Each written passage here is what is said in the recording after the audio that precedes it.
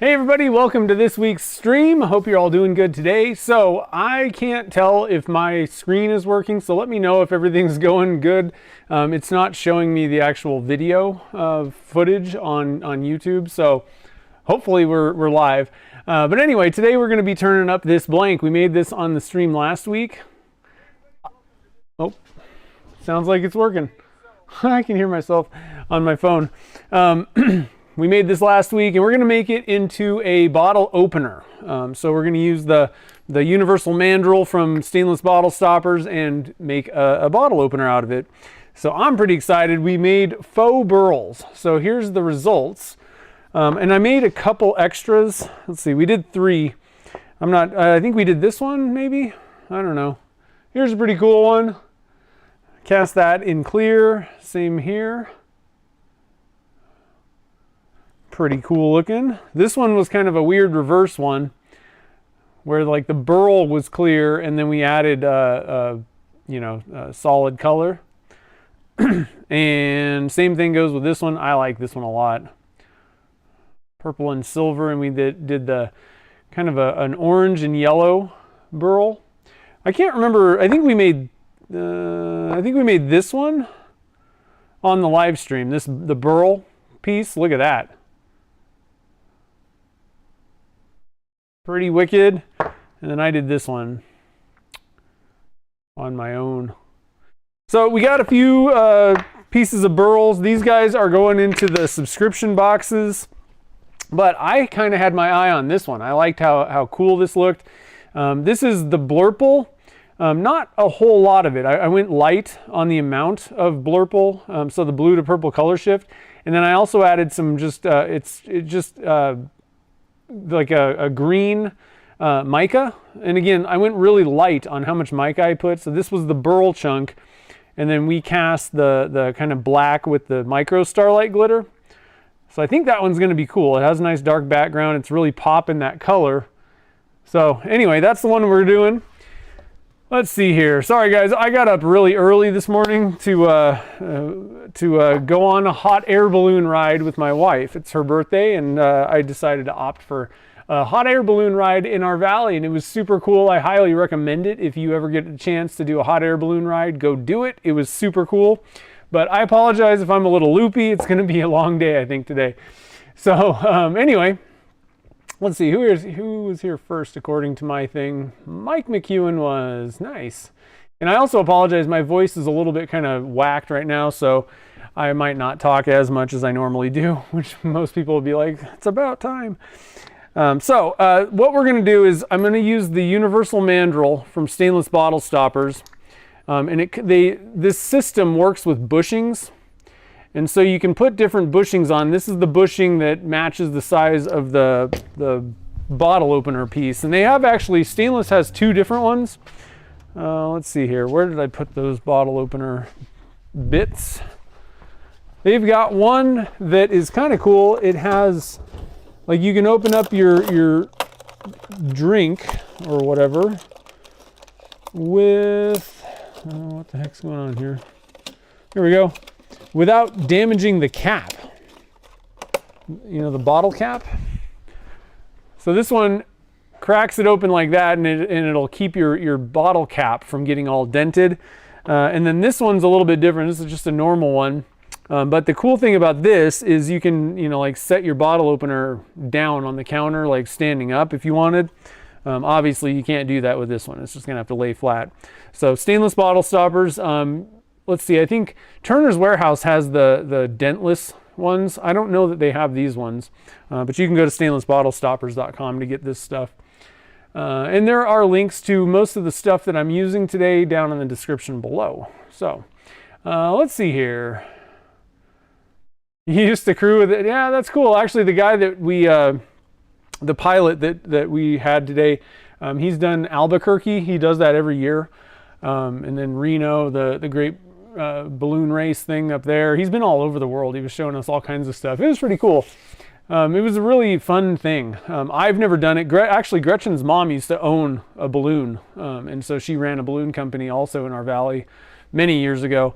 So Gretchen kind of is an old hand at this a little bit. She was pretty young, but I had never been in a balloon, and it was pretty cool. So anyway, let's switch over to the lathe view and let's get this thing mounted because we have a dinner. So just to warn everybody, I'm going to have to, regardless, this shouldn't take that long necessarily, but I'm not particularly fast when it comes to turning. So I am going to have to shut things down at around 4, little after 4, because we have a dinner for her birthday tonight.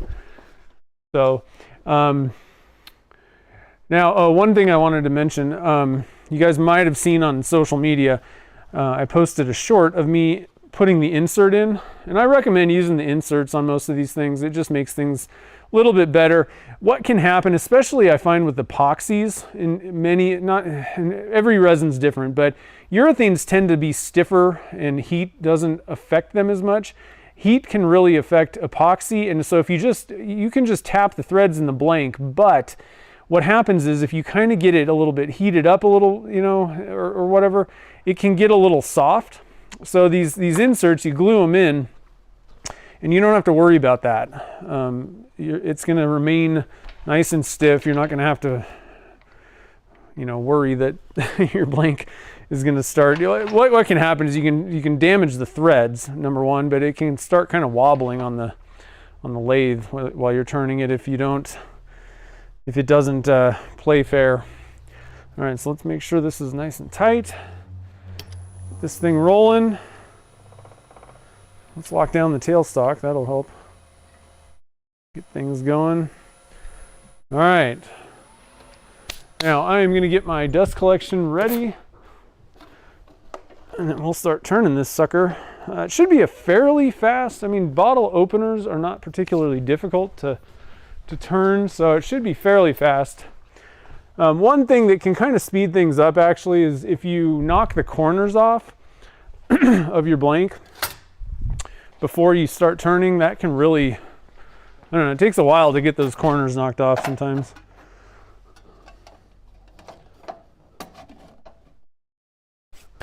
All right, let's do this.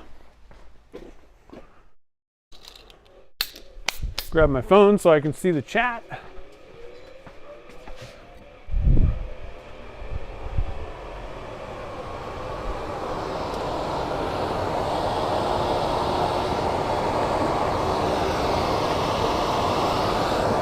Oh, we're having Mexican food for dinner tonight. Tableside guac. You know what I'm talking about. All right, I gotta get my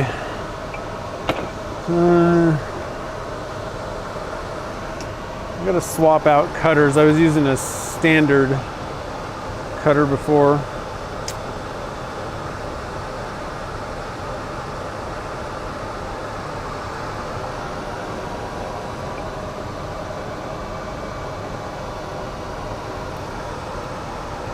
Nice thing about using like the faux burls is you're not going to have any difference in the material while you're turning it, which can kind of happen sometimes when you're turning, you know, an actual burl, you know, wooden burl chunk.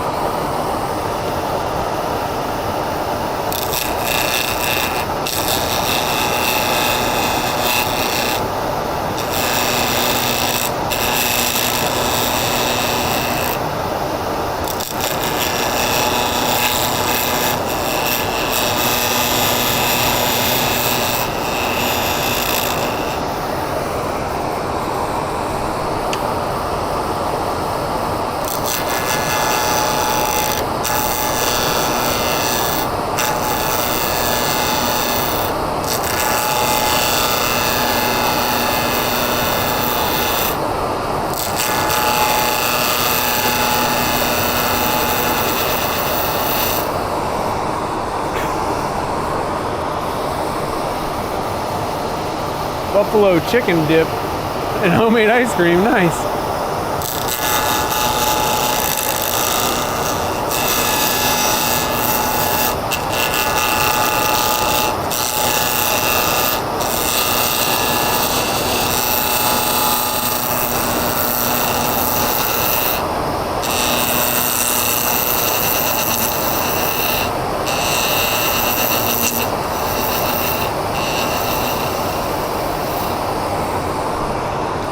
All right, so we're getting things rolling here.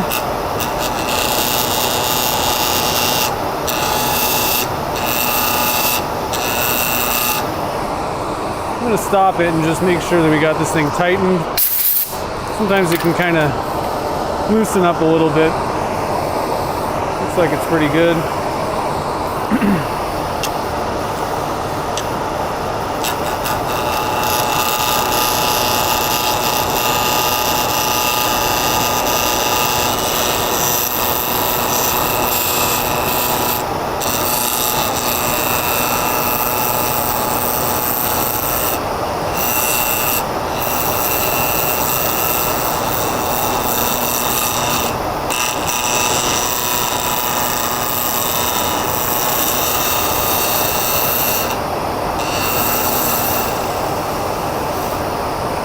Nice once you get the corners knocked off.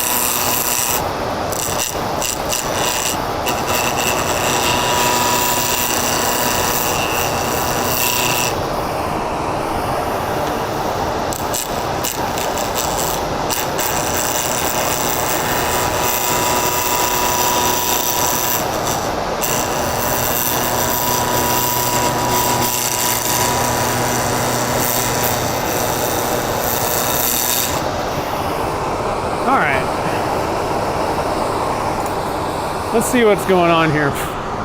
Got some chips in my face. Not a bad idea to wear a face mask when you're getting, especially when you're getting those corners knocked down. They can kind of go, you can get a little bit of chipping happening. But overall, it's looking pretty good so far. Like I said, if you want to speed things up, you know, you can just take this over either to a table saw or a bandsaw, put the table on a 45 and knock those corners down on a 45, and that'll kind of speed up this, you know, initial process. It'll get you to about here, this point, which turns a little bit nicer, but you know, either way, not a big deal.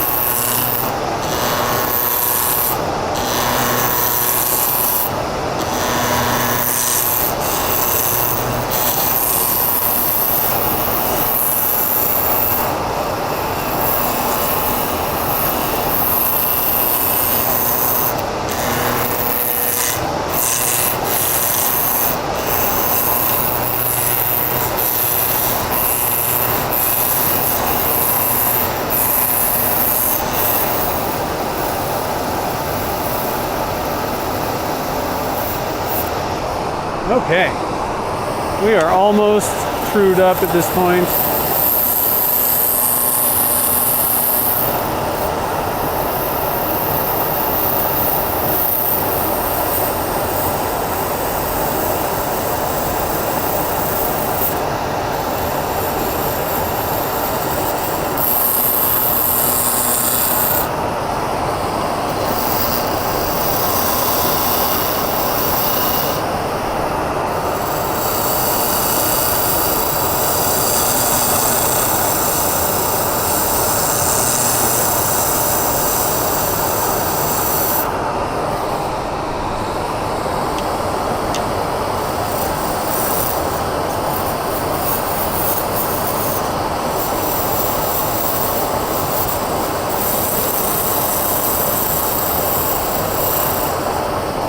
I'm not going easy on this thing, I'll tell you that.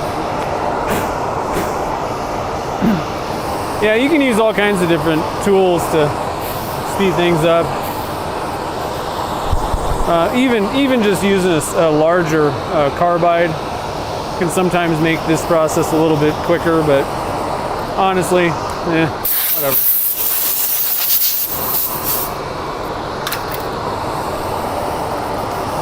We got it trued up at this point.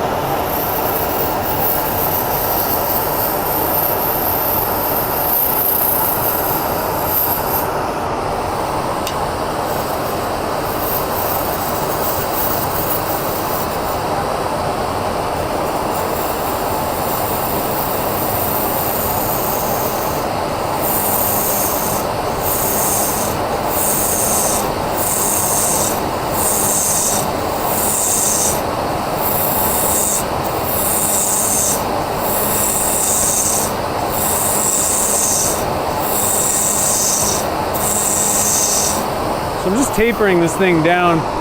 Again, the nice thing about the universal mandrel system from stainless bottle stoppers is you have a bushing system similar to like pen bushings. And let's see here, where did I put the hardware? Keep losing the hardware. Maybe where did I put them? There they are. So you can swap out the bushing here, and that matches the diameter. So you can basically use this as a guide as to where you taper this thing down to match the diameter of the hardware. You could also just make it fat if you wanted. There's different ways, but if you want to match this exactly, and same thing goes for their bottle stoppers as well. Or any kit, really. There's a whole slew of these different bushing sizes for whatever kit you want, and you can use that as your guide, So it's pretty cool. I like it. Let's zoom out a little bit here so you can see. Let's get the speed going a little higher.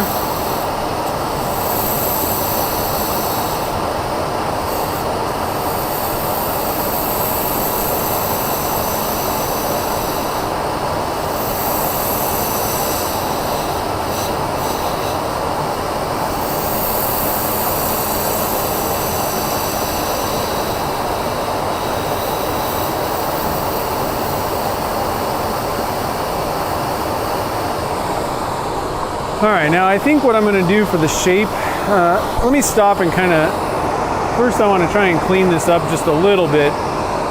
There's a lot of tool marks, like I said. I was really just trying to hog off the corners and get material taken off. But I think what I'm going to do is probably bring this out and then just give it a little bit of a cove in the middle and then just be done. And it doesn't need to be, actually, you know what I might do? Because a bottle opener doesn't really need to be that long. I might actually part this off like around here, and I can get a stopper out of the rest of this. I didn't think about cutting this blank down, but we can just part this thing off kind of in the middle. Bottle openers don't need to have a 6-inch long handle, so it should be pretty cool, I think. You get a couple different projects out of this.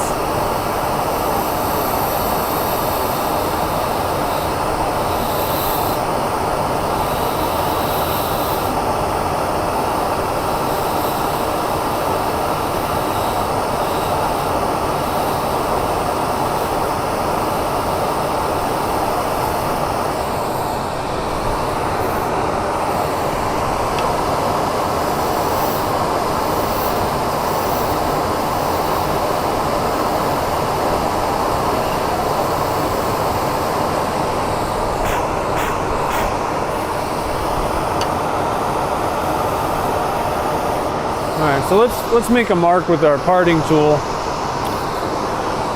as to where I'm going to cut this thing. So for a bottle stopper, we only need about a couple inches, maybe two to 2.5, you know.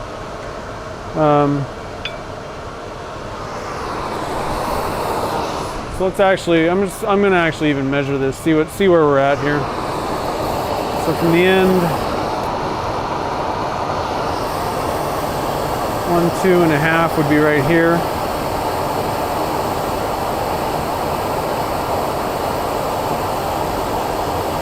let's just put a mark right there. It'll be 2 1/4 for a stopper. That's plenty. All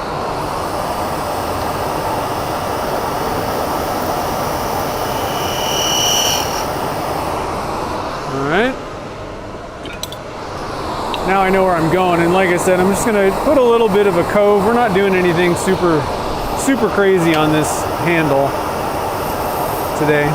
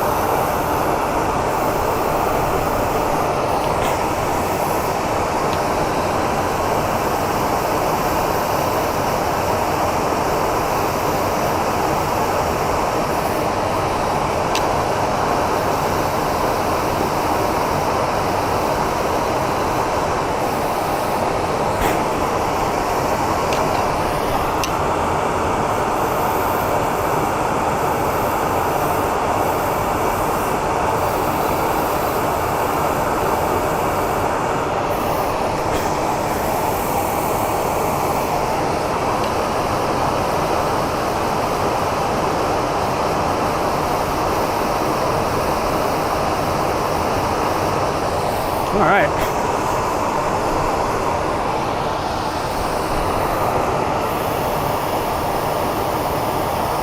That's looking pretty good right there. So I think what we're going to do now is just get this thing parted off so that I can save that second part of the blank.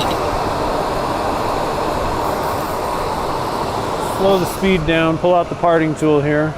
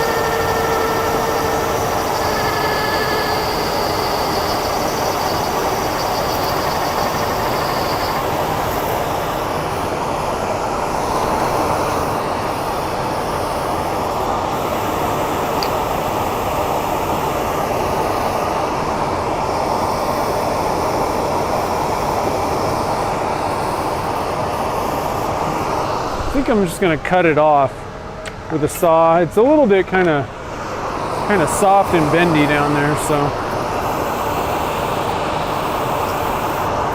take 2 seconds to cut it, and then we got ourselves, like I said, got ourselves a stopper here. We can do something with that.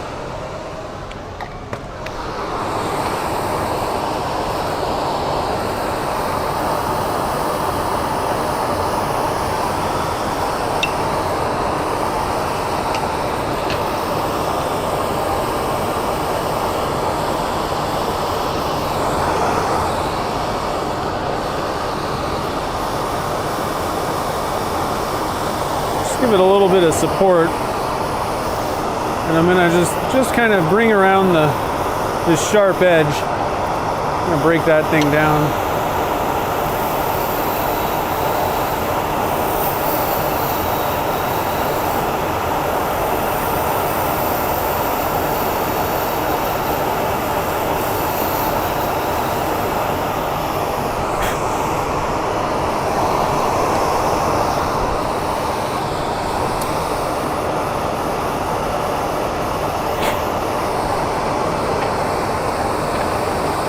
What speed was I turning at? I don't know, somewhere around 15, 1800, something like that. You can go pretty fast. I wasn't really paying attention. At the beginning, I was actually going a lot slower, and the cut was actually, that's why I was getting a less than awesome cut at the beginning. I was like, oh yeah, I should turn the speed up.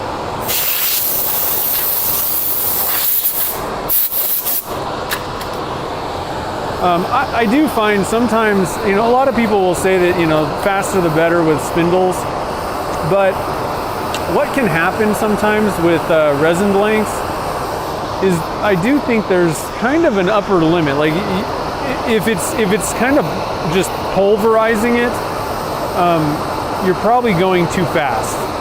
You want to have ribbons coming off, but if you're not really getting a very good cut, increasing the speed might actually make it a little bit smoother in that case, you know. So it just kind of depends. I'm sure there's probably like a feed rate kind of, you know, like a proper turning speed that you can figure out, but usually you can kind of just, I don't know, feel it out, see what the ribbons are doing.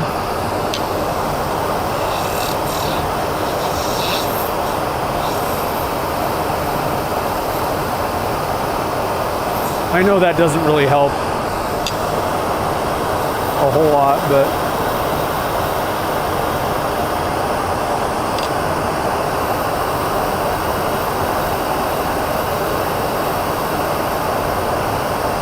the other thing that kind of factors in is how much of a cut, like how hard are you, how much are you taking off, as well as how fast are you moving your tool. So all of these things kind of play a part in you know, how well you're going to get, how good the cut is, or, you know, the surface.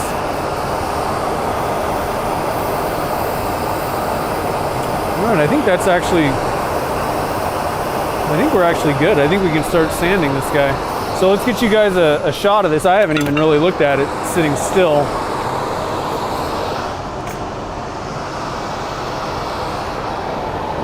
These handles, I mean, they're super fast to turn, really. Not much different than a stopper, but man, I think that's gonna be pretty wicked. You got a little bit of like a half and half of black and you know, this kind of blurple aurora mix looking kind of thing. Half black on the end, a little bit of that. This is gonna be pretty nice looking, I think. I don't know, what do you guys think about the shape of this thing? I think that'll be a pretty decent bottle opener. All right, so let's start sanding. We're gonna, I think we'll start around like 240. I'm gonna see how that works. Might actually have to drop down to 180 just to kind of get things going a little bit better, get the tool marks out faster. I was kind of going quick on this. Want to make sure we got enough time to get this thing cleaned up and all that. So you can see all those little lines are tool marks. And actually, this is probably big enough to use that inertia sander. It's probably going to go a lot quicker. I find that thing works really well. I get really good results with that thing. So let's switch it out. It's also a little bit easier on the fingers.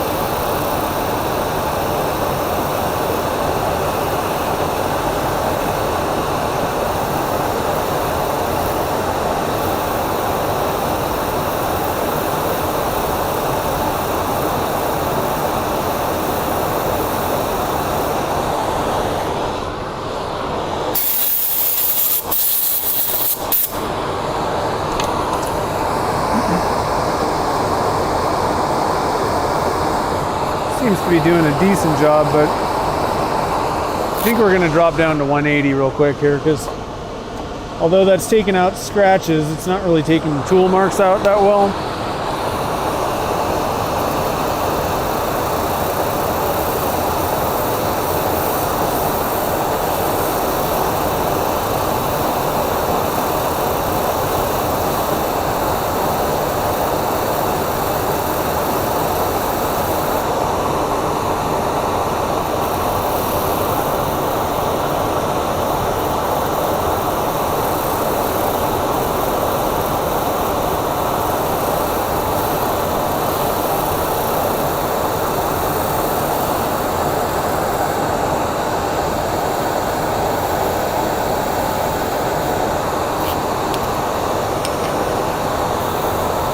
And you can even just pop this thing out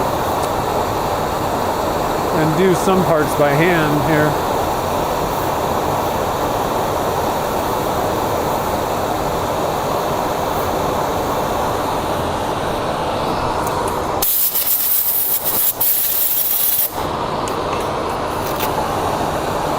And I'm just gonna do a little bit of manual sanding in different directions from how I was doing it, and then also kind of along the length here.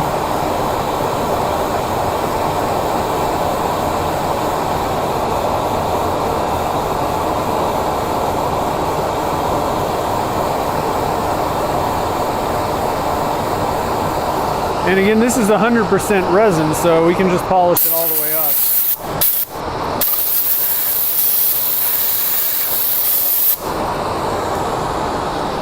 All right, now back up to 240 here. But like I said, I find that the inertia sander, or even like a drill sander would be the same thing, seems to go a little bit faster for me a lot of times.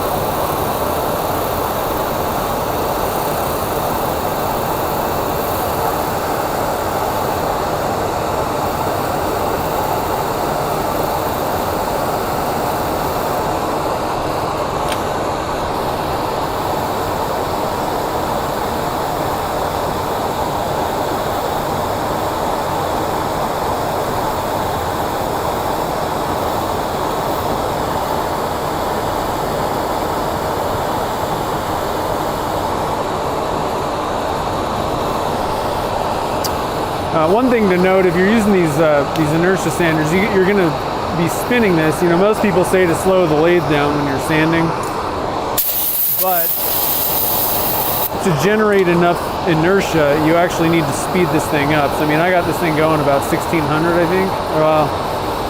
Yeah, actually, it's almost 2000. And again, the smaller the diameter at the end, that's going to be going slower than the outsides. So just kind of, you know, think about that. There's a little bit more to these. You know, the drill sanders are a little bit easier to, you know, you don't have to worry about anything, but they are also louder.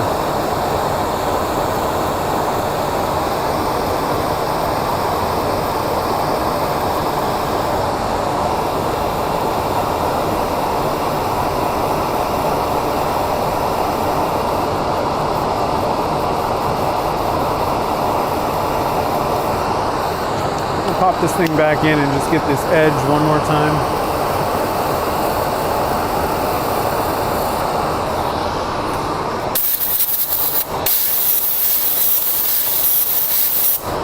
Oh, you know what I forgot to do is wipe it off in between. That's okay. I remembered this time. So I like to wipe off the dust in between grits. It just keeps you from contaminating it or getting any of the previous grit or even just the dust contaminating the next grit. I'm just going to use a little denatured alcohol here.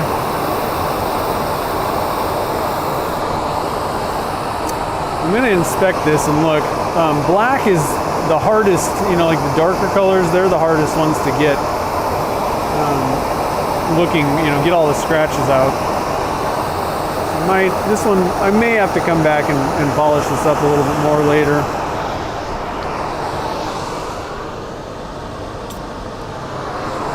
I'm gonna take this thing and do a little bit more on the end here by hand.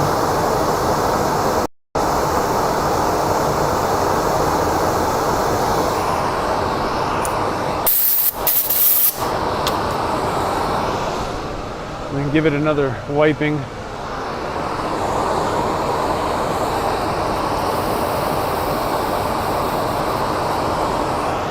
All right, now we're moving up to 400 grit, and that will be the last dry sanding grit. Then we'll wet sand the rest of this.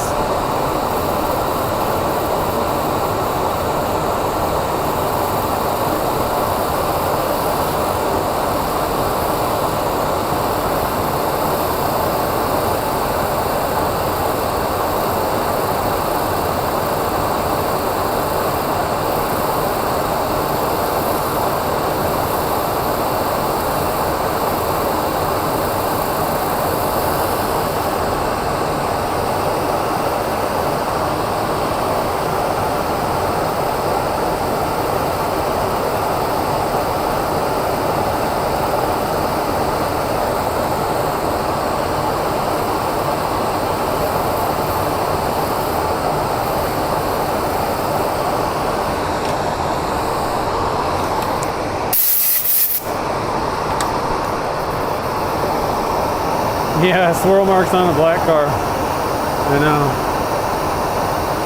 They're just hard to get out.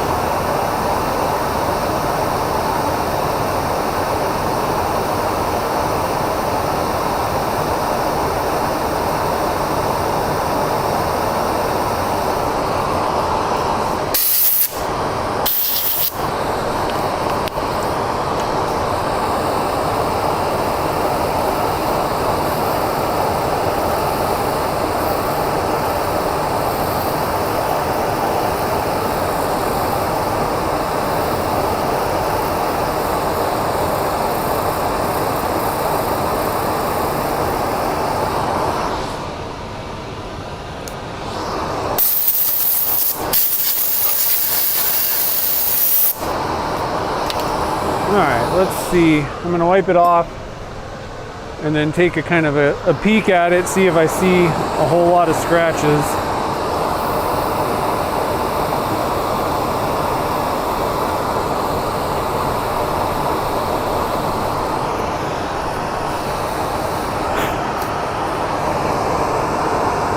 Probably need to do a little bit more work down here. Again, the thinner diameter here, the little inertial sander doesn't really get as well. Oh, dropped my sandpaper.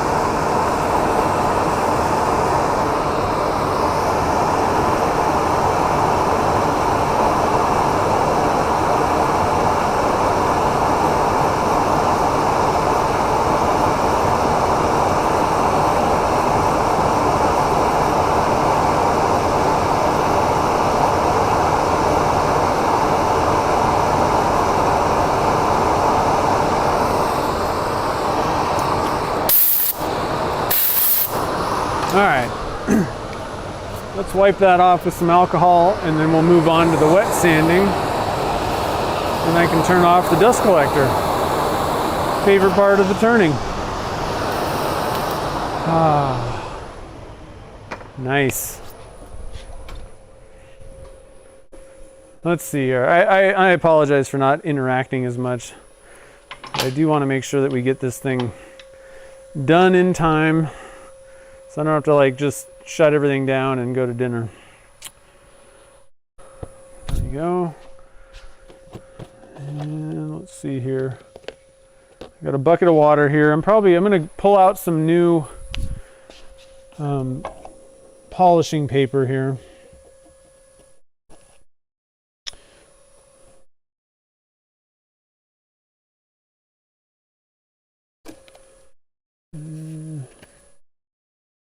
Try and find some, I don't really have any larger gray pieces. Let's just get this guy going here with the green first.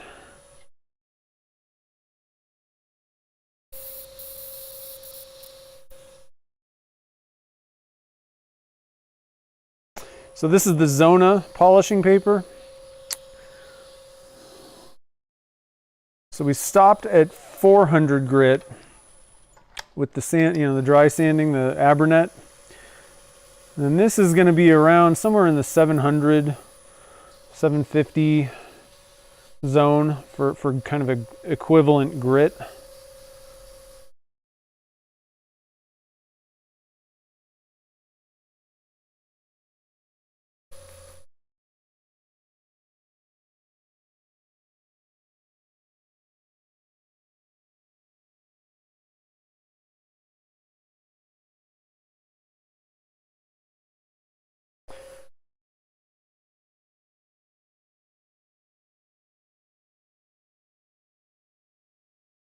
I can feel it starting to you can kind of feel when you've gotten most of the 400 grit scratches out, it kind of smooths out under your fingers.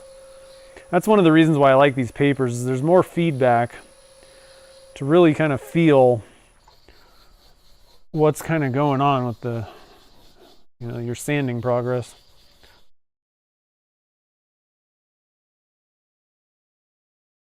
Yeah, Plastex is, a lot of people like that. I think I'm going to probably try the Magic Juice on this. It's kind of in the middle. I think if I was doing like a 6-inch handle, I think I'd kind of give in and just go for the buffing wheels. This is like stopper size, kind of like a large stopper or like a gear shift knob. Oops.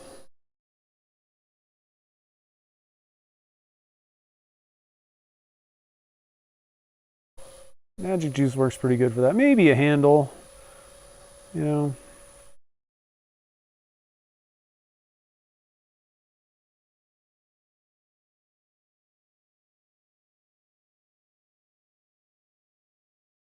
All right, so let's see where we're at here.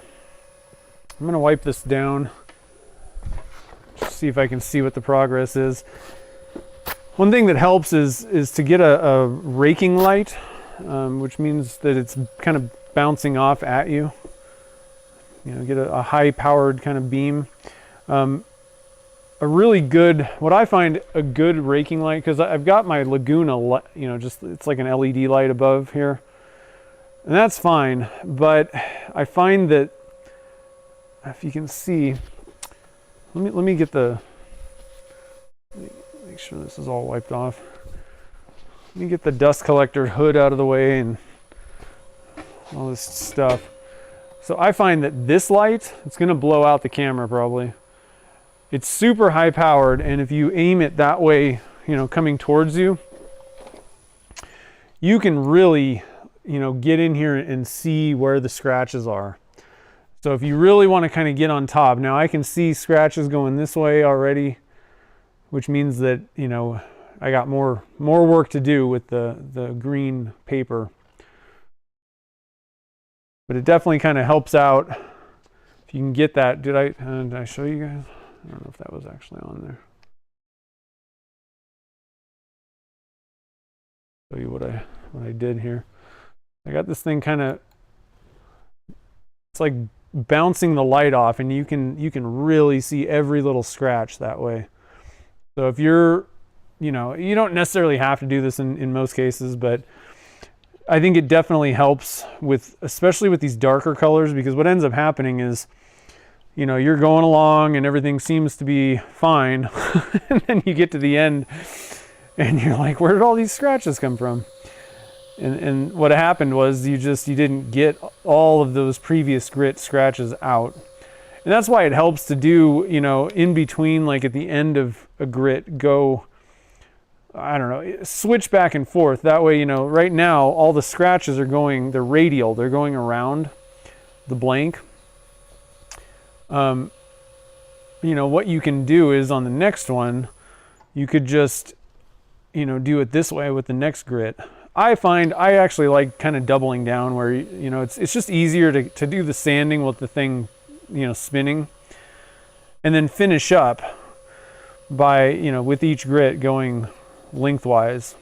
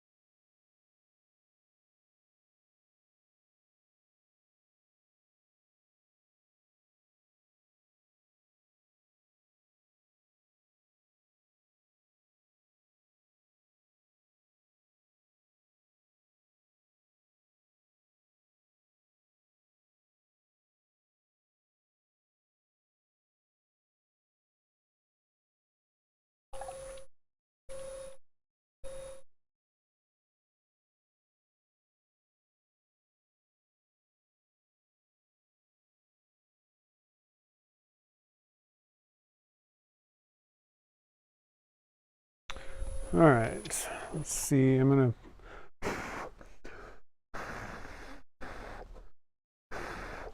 dry that off. This is probably, again, gonna blow out the camera.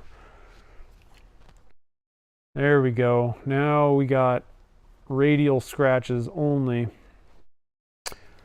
Looking like, and even kind of coming down to the end here and take a peek. So what I'm gonna do now, I'm gonna just do a little bit of this kind of hand sanding. Lightly, you don't need to put a lot of pressure or anything like that. And then lengthwise,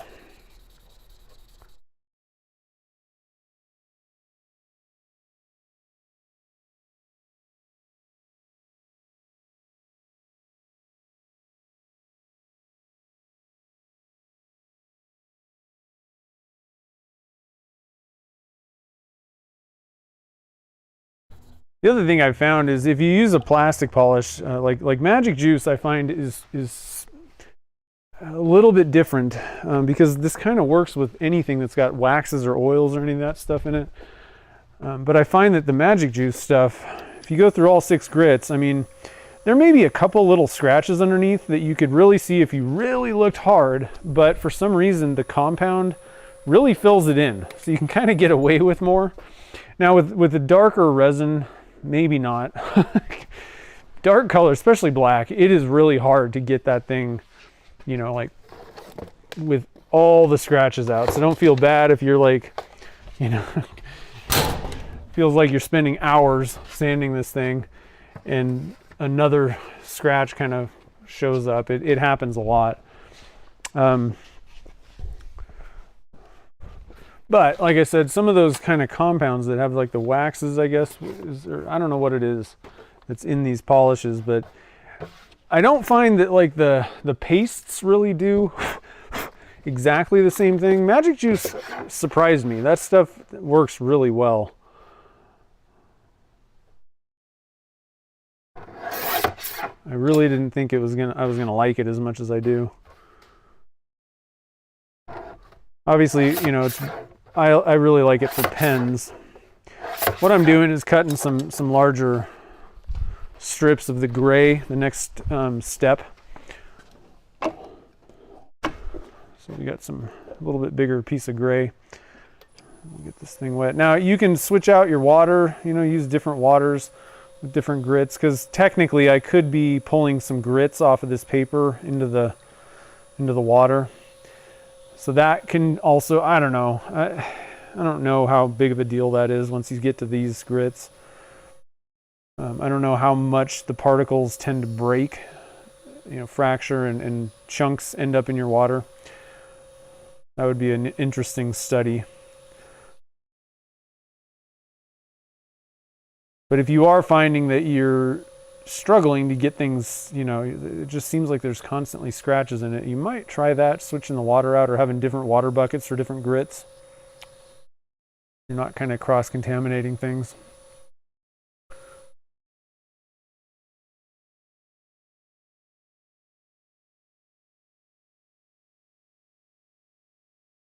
What did people send you, Michael?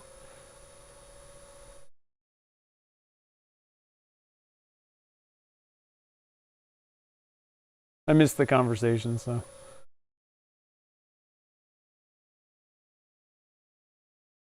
Yeah, do whatever if you can get away with it, do whatever you want. Oh, I can turn that off. That's probably not helping.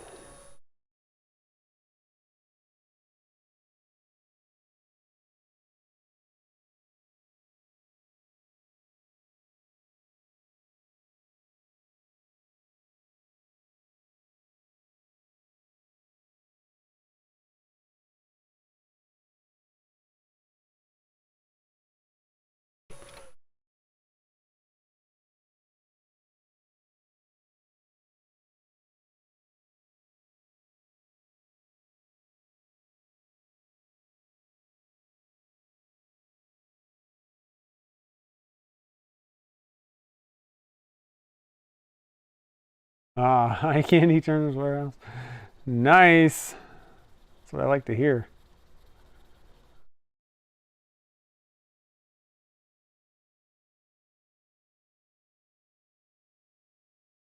Okay, that's probably good. I'm not going to inspect it.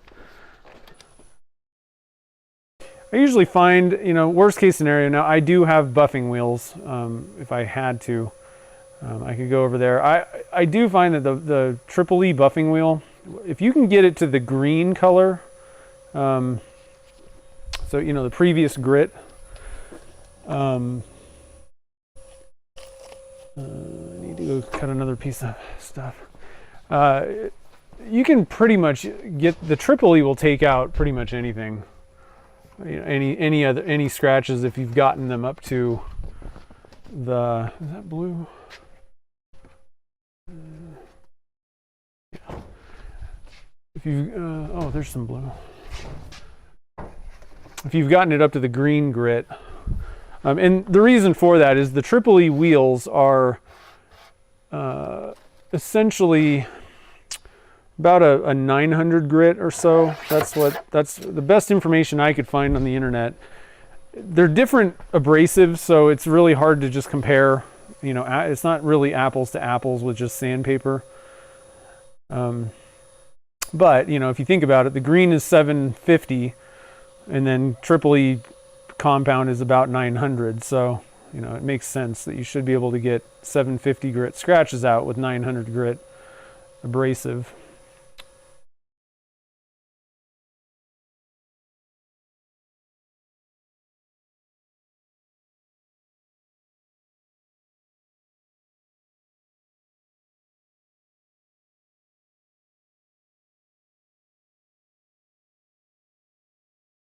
But I like to go up to this about the blue. I don't know exactly what grit. I would say you're getting close to 1500 to 2000, somewhere around there. And once you get up to there, Magic Juice just handles these things like a boss. And I don't have to take it off the lathe or anything. We'll just go with the Magic Juice. It is pretty nice. If you're doing smaller projects, the Magic Juice is a really good option. So you don't have to buy other equipment and then change over the lathe. Like I'm lucky. I have a mini lathe that I just have buffing wheels set up on all the time, but kind of nice to just be able to, without having to move anything, just pull out polish and keep on going without breaking stride. All right, so let's do a little bit of, man, that thing's looking pretty sweet.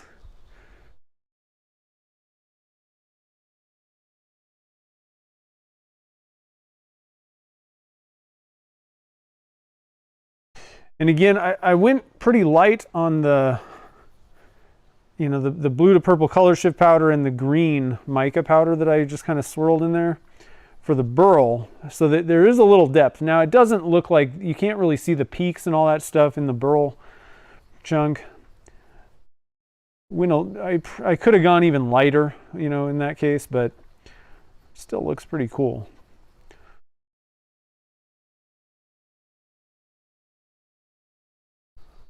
Okay, I think that's pretty good. Let's pull out the magic juice and go to town on that. Oh, I got plenty of time. I'm doing pretty good. Sweet.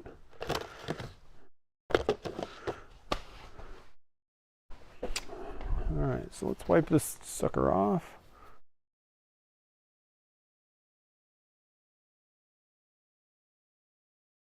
And the other nice thing about something like a handle or a stopper, you know, if I did miss scratches, all you got to do is just pop it right back on the mandrel and sand a little bit more. You know, it's kind of nice. It's not like sometimes with pens, you know, if you get it assembled and then you got to take it all apart or something like that, even after you've assembled it, or if you scratch it in use, it's so easy to just pop it back on the mandrel and you're good to go. All right, I'm going to move this camera over to here. So let's do that. And I'm going to go get some paper towels. Actually, let's go with I'm going to go with those kind of microfiber-ish things. That do rip. Where did I put all the rest of that stuff?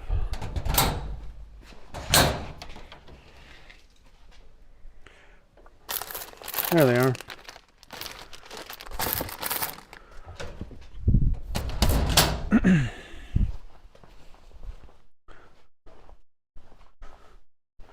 I'm going to cut some of these pieces out here real quick off the camera.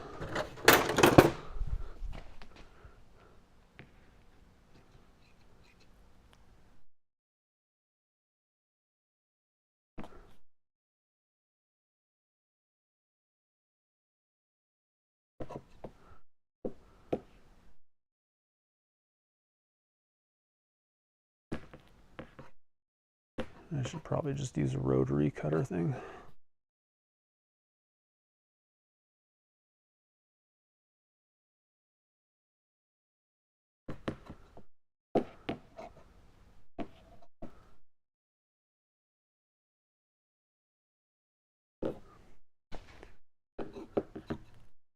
All right, I'll be back in 1 second. 1, 2, 3, 4.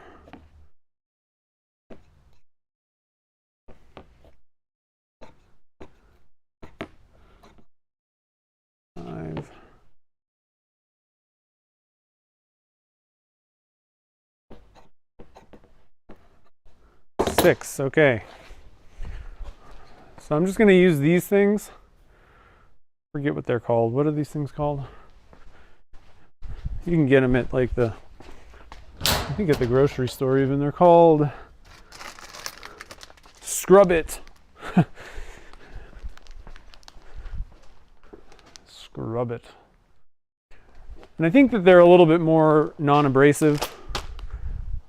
I don't know for sure if they're totally non-abrasive, but I'm pretty sure they're better than paper towels. I'm just going to kind of squeeze it up. So we're doing step one. One thing that I'm super stoked about, the magic juice now comes with these little twisty caps, which are going to work fabulous, I think.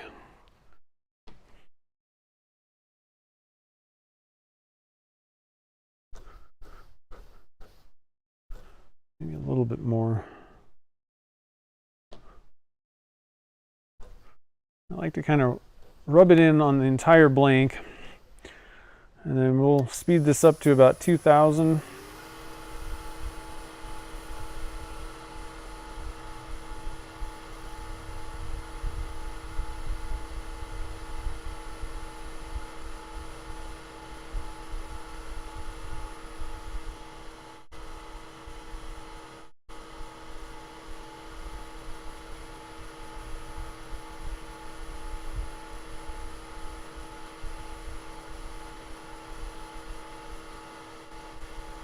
Now just be careful with the material that you use. This stuff will rip no problem, all right?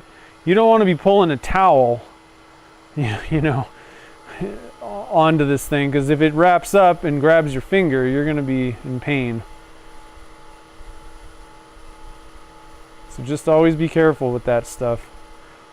Even with like sleeves and all that, just hair.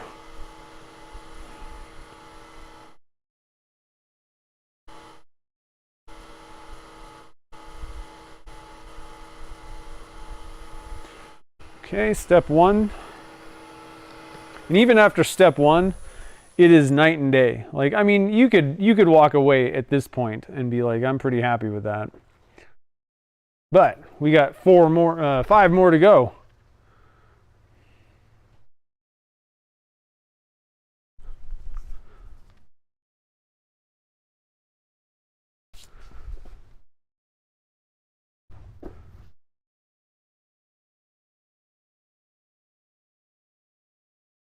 All right.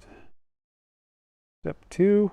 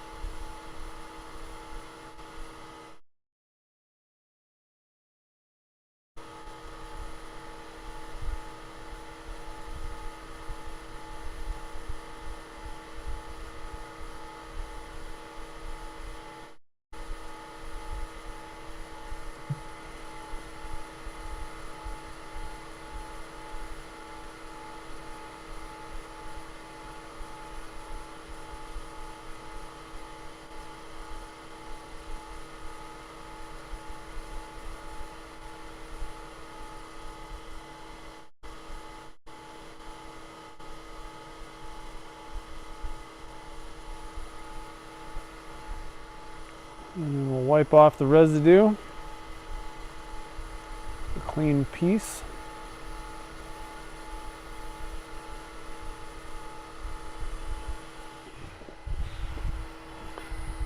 All right. Step 3. I just bought a new set of these guys. So there's step 3. I gotta get these things out. 4, 5, and 6. Okay. I love it so much. I bought the, what are these, 4-ounce, 2-ounce bottles? 2-ounce.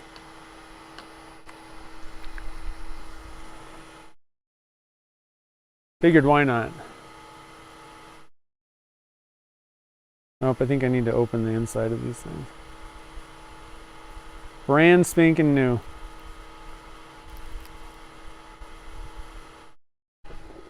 Still got the seals.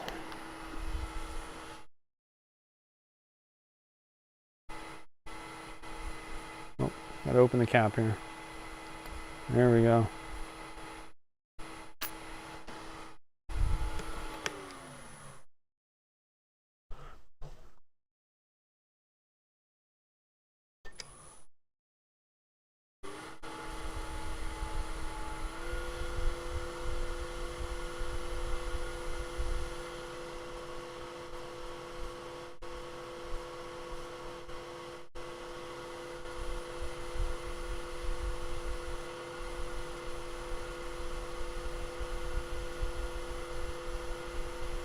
And you do each step, 15 to 30 seconds. Don't want to press really hard. This isn't like a friction polish. You're just letting the grit particles in the polish do its job. So just kind of squeegee it around a little bit. This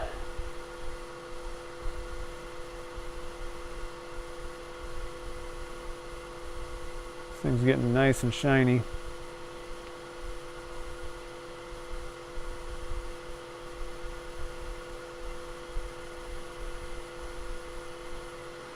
And then you just wipe off the excess with a fresh piece of your towel.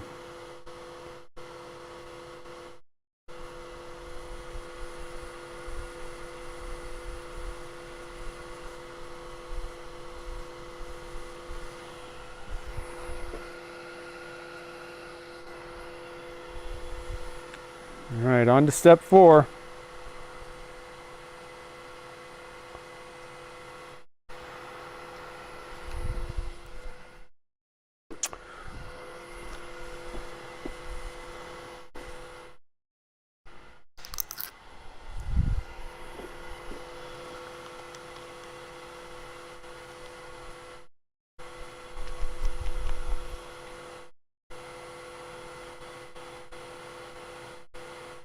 Yeah, I get a better, this stuff, it blew my mind because I'm like, 6 steps, good Lord. You know, and they're telling you that they want you to go to 2000 grit. And I'm like, well, but all I got to do is just pretty much use triple E, you know, buffing compound. So I'm trying to think of like look at it like steps. And I'd been using, you know, buffing for a long time, and I was pretty happy with the results that I would get.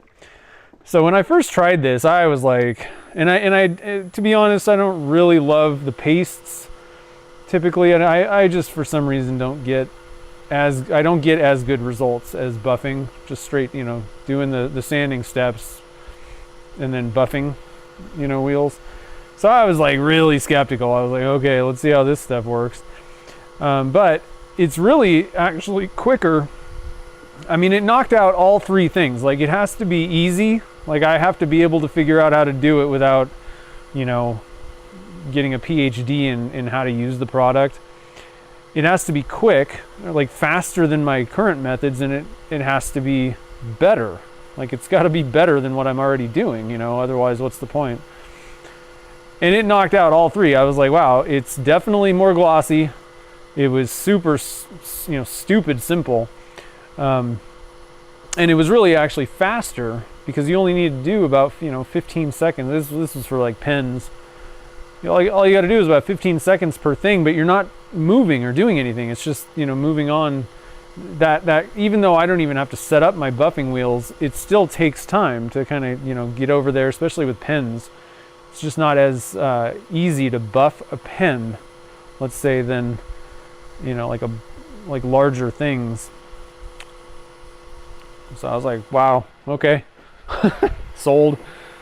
And, you know, for somebody that's just starting out and doesn't want to have to buy, you know, another setup piece of equipment for the lathe, it's pretty nice. I don't know. Like I said, I'm pretty happy with the results with this stuff. You could probably use, you know, I don't know that it's a whole lot different than other like plastic polishes. I don't know of another one that has like, you know, these 6 steps though. So I don't know. I haven't tried other plastic polish products lately either, so, you know, I can't really compare it to something else. I've used some of them in the past. They were okay, but I got better results buffing usually. So I don't know. It's a pretty good product. I think it works really well. I haven't heard anybody say that it doesn't work good. You know, everybody that's tried it has been happy. Most people that report back say that it works better than what they were doing, which is also, you know, an interesting thing. A lot of it, you know, it's mainly for pens, I would say. Stoppers, I think, is a pretty good use case as well. If you're talking about like bowls and things, I wouldn't use magic juice. You're gonna waste so much of it. I think there are, you know, just use buffing wheels at that point. I think you're better off. Or, you know, apply like an epoxy finish on top of it for large projects.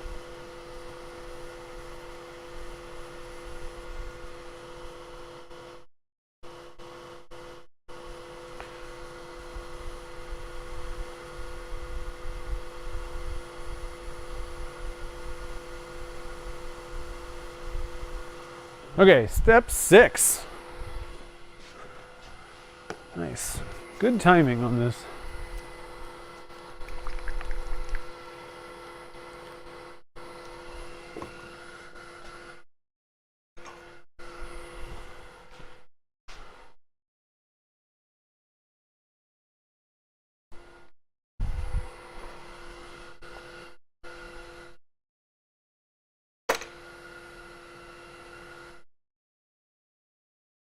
Okay. Had to get the seal out of there. I shake them up. I don't know if you have to. Not sure if that's a thing or not, but I figure it probably doesn't hurt anything, so why not?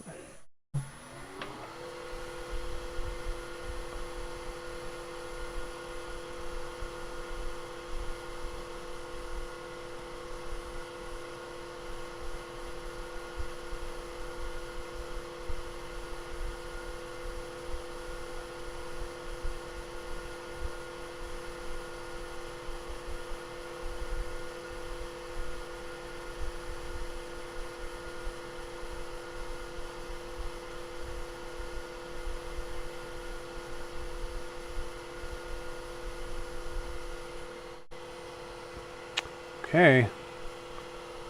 Thing is looking shiny. Woo! I'm gonna get you guys around here, kind of facing straight on the up. I'm running into lights and things. Let me unplug the plug here. I think that's just causing some issues. Get you guys lined up for the big reveal. Get some zoom in here. Ooh. Here we go. Oh yeah, that's looking good.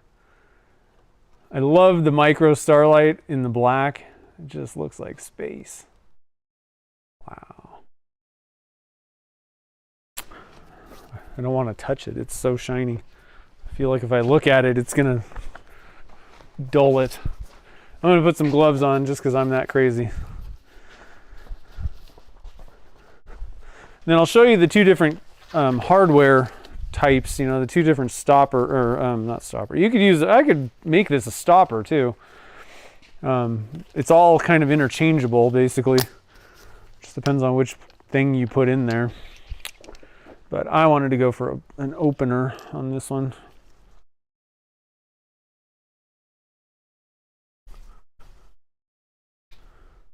All right, so I'm just gonna wipe this off. I don't know if there's anything on there.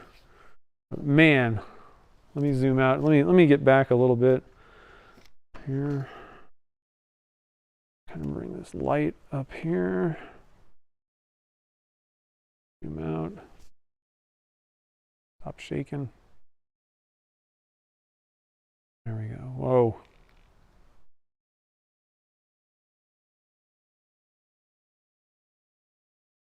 That is just wow. It's looking great. All right, so you got two different types of hardware. This one is just, I can find the threading. This one is just a regular bottle opener. One thing I didn't really think about, you could line up your insert so that this like lined up with something, like it's kind of backwards here. You know, it would be nice if I had this thing lined up with like this. That would be the best. So just a little tip, if you think of ahead of time, you can maybe arrange your, when you're gluing your insert in, you can maybe try and line it up to something in your blank. I didn't do that, but so this one's cool because it can kind of just let me scoot back here. This one can stand up on your counter, which is nice. And then when you're ready to crack open a beer or whatever, crack it open. And then they also have this non-marring, or not marring, cap saver. Like it won't dent the bottle cap. So if you wanted to save your bottle cap and not dent it all up, this thing will keep it intact. But you can't stand it up. You'd have to lay this thing down.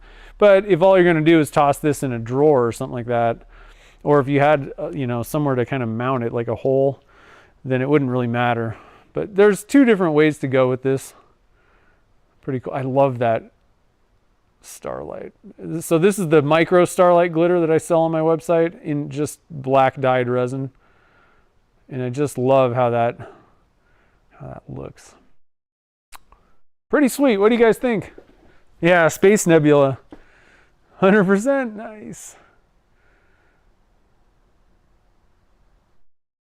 Do I remember that magic juice is for resin or hybrid? Yeah, it's not recommended for raw wood, no. But you don't really need to polish raw wood. It would work on something like ebony, though, I think.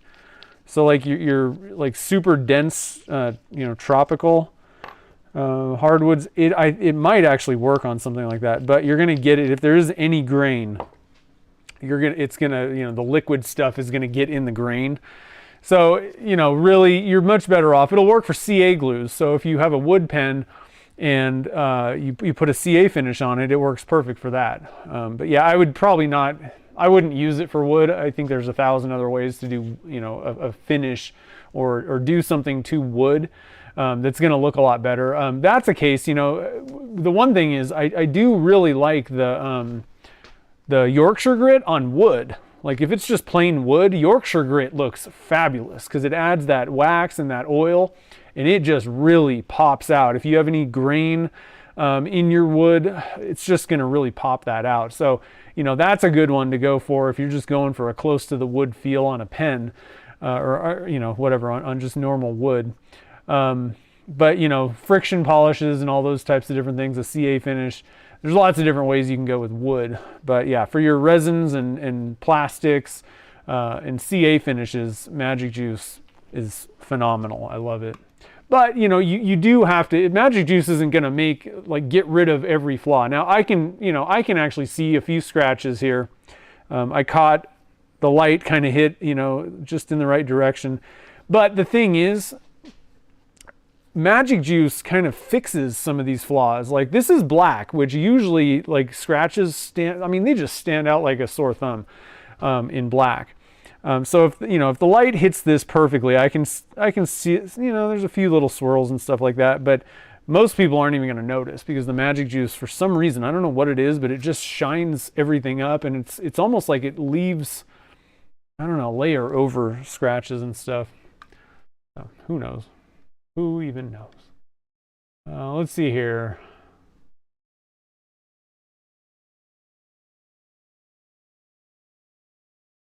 Stupid simple. That's what I know. Well, that's what everybody needs, I think. U-Butte finish. I haven't tried that. I don't do wood though. Thanks, Tim. I will tell her. Yeah, we got a dinner reservation at about 5, which means I need to be there at 5. So anyway, guys, we got, like I said, for the folks that are in the what is it called? Subscription boxes. These guys are going to be going out to you. It'll be all just kind of random. There's a little kind of indentation right there. Yeah, I'm pretty excited. It's been a while since I did like a full-on, polished up handle blank for those boxes. So hopefully you guys will enjoy these things. Next week we are going to be working on the Holy Grail blanks. So if you haven't been kind of tuning in for the last couple of weeks, it's something that Kid Cooper kind of came up with. So we're going to work on that. It should be pretty cool. I got some pretty good wood for it. All we got to do is mix up the 3 colors, and it should be pretty fun. I will, Michael. Thank you. Yeah. So next week, I will tell it from everybody. She'll be so excited about that. Next week, like I said, Saturday at 2 p.m. Pacific time, we'll be working on their hybrid blanks, basically, pen blanks. So it should be pretty cool. And those ones will also be going into the subscription boxes as well. Some of those. So anyway, guys, I hope you enjoyed this. I am super happy with this, man. Actually, I've needed a bottle opener. We have one at home. I've made a few, but I like to keep examples and things at the shop a lot of times. So I don't even take projects home usually, but I've been wanting my own bottle opener for so long. This thing is coming home with me, and it's going to open up some frosty beverages.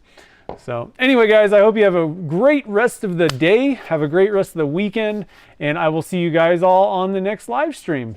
Again, thanks for joining the fun.